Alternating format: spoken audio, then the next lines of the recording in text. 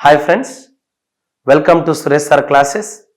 మీ అందరికి కూడా ఉగాది శుభాకాంక్షలు.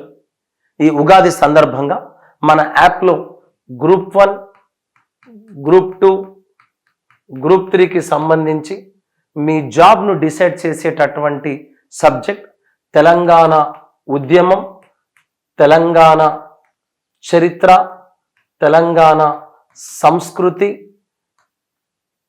33 జిల్లాల సమాచారం, గత పోటీ పరీక్షల్లో వచ్చినటువంటి ప్రీవియస్ క్వశ్చన్ పేపర్స్ ఎక్స్ప్లెనేషన్, దాదాపు 800 వీడియోలు కేవలం రాష్ట్రంలో మన యాప్లోనే అవైలబుల్గా ఉన్నాయి. ఈ ఉగాది సందర్భంగా మీకు కేవలం 222 రూపాయలకి 222కి మాత్రమే మన యాప్లో ఇవ్వడం జరిగింది. మీ ఫ్రెండ్స్, మీ రిలేటివ్స్ ఎవరైతే కాంపిటేటివ్ ఎగ్జామ్స్కి ప్రిపేర్ అవుతున్నారో ఈ అవకాశాన్ని ఉపయోగించుకోండి. దాదాపు 220 మార్క్స్ని కవర్ చేసేటటువంటి సబ్జెక్ట్ కాబట్టి don't miss this opportunity. I wish all the best, wish all success. Thank you. ఇంకేమున్నాయి కమిటీలు? తెలంగాణ ఉద్యమ నేపథ్యంలో తెలంగాణ రాష్ట్రంలో అనేక కమిటీలు ఏర్పాటు చేశారు. ఎవరు ఏర్పాటు చేశారు? అప్పుడున్నటువంటి ఎన్టీ రామారావు, నందమూరి తారక రామారావు ప్రభుత్వం కొన్ని కమిటీలను వేసింది. ఎన్టీ రామారావు అంటాం, ఎన్టీఆర్ అంటున్నాం, నందమూరి తారక రామారావు అంటున్నాం. ఈ ఎన్టీఆర్ ప్రభుత్వం 2 కీలకమైనటువంటి కమిటీలు వేసింది. ఆ మొట్టమొదటి కమిటీ ఏంటంటే ఆఫీసర్స్ కమిటీ. ఏ కమిటీ అండి? ఆఫీసర్స్ కమిటీని నియమించింది. ఏంది ఆఫీసర్స్ కమిటీ పని? దేనికోసం ఏర్పాటు చేసిరు ఈ ఆఫీసర్స్ కమిటీ అన్నాడు. ఆఫీసర్స్ కమిటీ పని ఏందన్నాడు. ఈ ఆఫీసర్స్ కమిటీ పని ఏంది? ఈ కమిటీ గల మరొక పేరు ఏందన్నాడు. ఈ ఆఫీసర్స్ కమిటీ గల మరొక పేరే జయభరత్ రెడ్డి కమిటీ. ఏ కమిటీ? జయభరత్ రెడ్డి కమిటీ. ఏంది జయభరత్ రెడ్డి కమిటీ యొక్క పని ఏంది? ఎందుకోసం ఏర్పాటు చేశారు? 1984లో అప్పుడు సీఎంగా ఉన్నటువంటి ఎన్టీ రామారావు ఈ కమిటీని ఏర్పాటు చేశారు. దేనికోసం ఏర్పాటు చేశారు? పెద్ద ఎత్తున తెలంగాణ రాష్ట్రంలో ఉన్నటువంటి 5-6 జోన్లలో పెద్ద ఎత్తున అక్రమ ఆంధ్ర ఉద్యోగులు వచ్చారు. తక్షణమే వీళ్ళ యొక్క సంఖ్యను లెక్కించాలని చెప్పేసి అప్పుడున్నటువంటి మన టీఎన్జిఓస్ నాయకులు స్వామినాథన్ లాంటి వాళ్ళు పెద్ద ఎత్తున ఒత్తిడి తీసుకొస్తే అప్పుడు తప్పని పరిస్థితుల్లో నందమూరి తారక రామారావు 1984లో ఒక కమిటీ వేసిండు. ఆ కమిటీని ఆఫీసర్స్ కమిటీ. ఎవరు ఇందులోని సభ్యులు? 3 ఆఫీసర్స్తో వేసారు. కాబట్టి దీన్ని 3 ఐఏఎస్ ఉన్నారు కాబట్టి దీన్ని ఆఫీసర్స్ కమిటీని Jayabharat Reddy IAS, Umapathi Rao IAS, Kamalanathan IAS. Umapathi Rao IAS, Kamalanathan IAS. ఈ 3 ఐఏఎస్లు కలిసి ఆఫీసర్స్ కమిటీగా ఏర్పడి 5-6 జోన్లలో ఉన్నటువంటి అక్రమ ఆంధ్ర ఉద్యోగుల యొక్క సంఖ్యను లెక్కించడానికి ఈ కమిటీ ఏర్పాటు చేసింది 1984లో. 1984లో అప్పుడున్నటువంటి ముఖ్యమంత్రి నందమూరి తారక రామారావు ప్రభుత్వం ఏం చేసింది? ఈ కమిటీ తన నివేదికలో 36 పేజీల నివేదిక ఇచ్చింది. 36 పేజీల నివేదిక ఇచ్చి ఏమని చెప్పింది?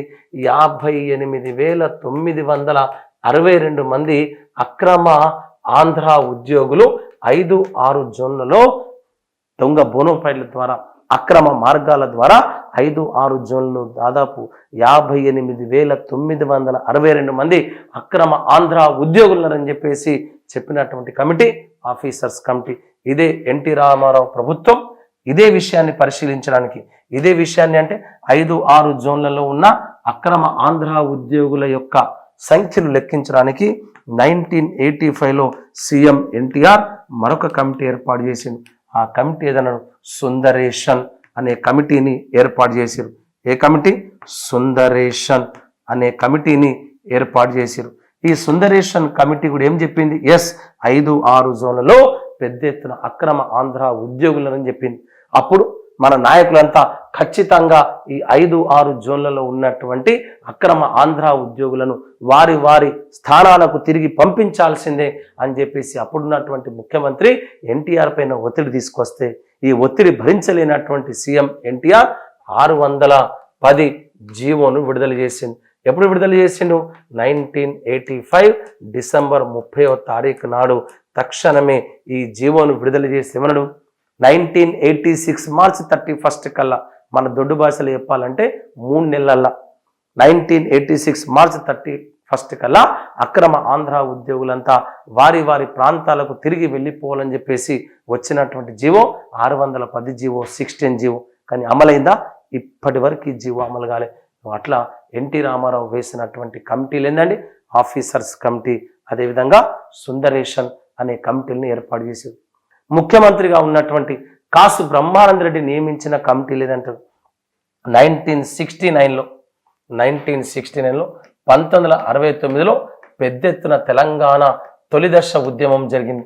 ఈ తెలంగాణ తొలిదశ ఉద్యమం జరుగుతున్న తరుణంలో ఇక్కడున్నటువంటి మన ఉద్యోగులు మేధావులంతా ఏమన్నారు, అక్రమంగా ఆంధ్ర ప్రాంతానికి పెద్ద ఎత్తున మన సర్ప్లస్ రెవెన్యూ తరలించబడింది, తక్షణమే ఆ సర్ప్లస్ రెవెన్యూను లెక్కించి తెలంగాణ ప్రాంతానికి ఖర్చు చేయాల్సిందని చెప్పేసి ఇక్కడ ఉద్యోగులు మేధావులు రాజకీయ నాయకులు డిమాండ్ చేస్తే అప్పుడు ఒత్తిడి భరించలేనటువంటి ముఖ్యమంత్రి అయినటువంటి దుర్మార్గుడైనటువంటి తెలంగాణలో 369 మంది విద్యార్థులను పాశవికంగా చంపినటువంటి ముఖ్యమంత్రి కాసు బ్రహ్మానంద రెడ్డి.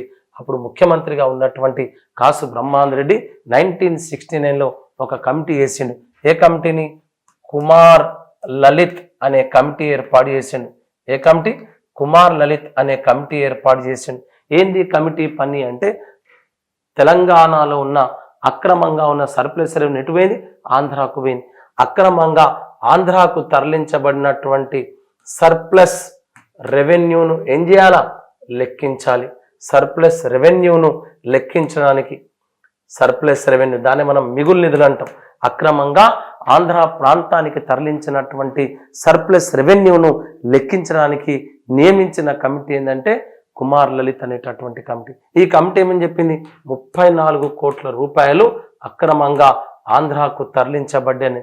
కానీ మన కొండా లక్ష్మణ్ బాపూజీ లాంటి వాళ్ళు లేదు ఈ నివేదిక తప్పు, దాదాపు మా లెక్క ప్రకారం, మా దొడ్డు లెక్క ప్రకారం ఖచ్చితంగా 100 కోట్లకు పైగా అక్రమంగా ఆంధ్ర ప్రాంతానికి తరలించబడ్డాయి, ఖచ్చితంగా దాన్ని లెక్క చేయాల్సిందే అని చెప్పేసి పట్టుబట్టింది. అప్పుడు ప్రధానమంత్రిగా ఉన్నటువంటి ఇందిరాగాంధీ ఇదే 1969లో మిగులు నిధులను లెక్కించడానికి, అంటే అక్రమంగా ఆంధ్ర ప్రాంతానికి తరలించబడినటువంటి మిగులు నిధులను లెక్కించడానికి మరొక కమిటీ వేసింది. ఏ కమిటీ వేసింది? జస్టిస్ వశిష్ఠ భార్గవ కమిటీని నియమించింది. ఏ కమిటీని? జస్టిస్ వశిష్ఠ భార్గవ కమిటీని నియమించింది. ఈ జస్టిస్ వశిష్ఠ భార్గవ కమిటీ కూడా ఏం చెప్పింది? అక్రమంగా ఆంధ్ర ప్రాంతానికి నిధులు తరలించబడ్డాయి. కానీ ఎన్ని కోట్లట? 28 కోట్ల రూపాయలు మాత్రమే చెప్పింది. మన లెక్క ఎంత ఉంది? కొండా లక్ష్మణ్ బాపూజీ ఉద్యోగులు లాంటి వాళ్ళు 100 కోట్లను, 100 ఎక్కడ, 34 ఎక్కడ, 28 ఎక్కడ, ఈ లెక్క తేలలే. కాబట్టి 1916 ఉద్యమం కూడా ఆగలే, ఉవ్వెత్తున ఎగిసిపడ్డది.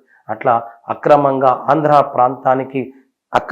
ఆంధ్ర ప్రాంతానికి తరలించబడ్డ సర్ప్లస్ రెవెన్యూను లెక్కించడానికి నియమించిన కమిటీలు ఏమన్నాడు? అప్పుడు ముఖ్యమంత్రిగా ఉన్నటువంటి కాసు బ్రహ్మానంద రెడ్డి నియమించిన కమిటీ కుమార్ లలిత్ కమిటీ, 1969లో ప్రధానమంత్రిగా ఉన్నటువంటి ఇందిరాగాంధీ నియమించిన committee justice Vashishtha Bhargava committee. ఈ 2 కమిటీలు కూడా సర్ప్లస్ రెవెన్యూను లెక్కించడం కొరకే నియమించబడినటువంటి ప్రధానమైనటువంటి కమిటీలు. అట్లా తెలంగాణ అంశం పైన అనేక కమిటీలు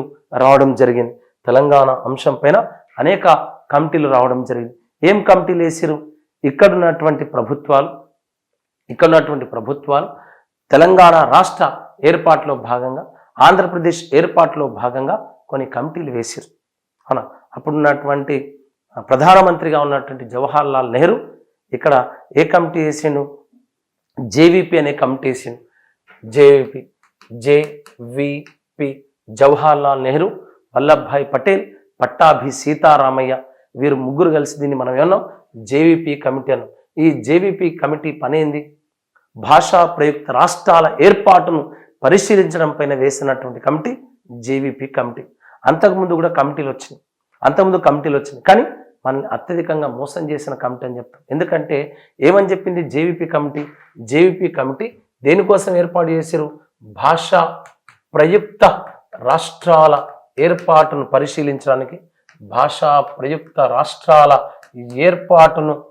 పరిశీలించడానికి, వేసినటువంటి కమిటీ.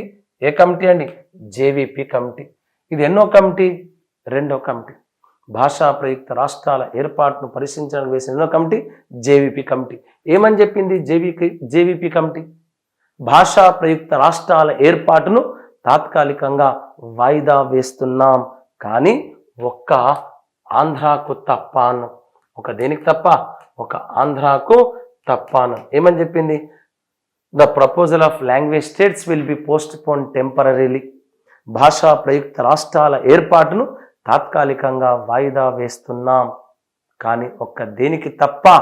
ఆంధ్రాకు తప్ప అని చెప్పినటువంటి కమిటీ ఏది? జేవీపీ అనేటటువంటి కమిటీ. ఇట్లా అనేక కమిటీలు వచ్చినాయి. నేను ఓన్లీ మీకు ఓవరాల్గా చెప్తున్నాను. తర్వాత మీరు ఏం చేయాలా?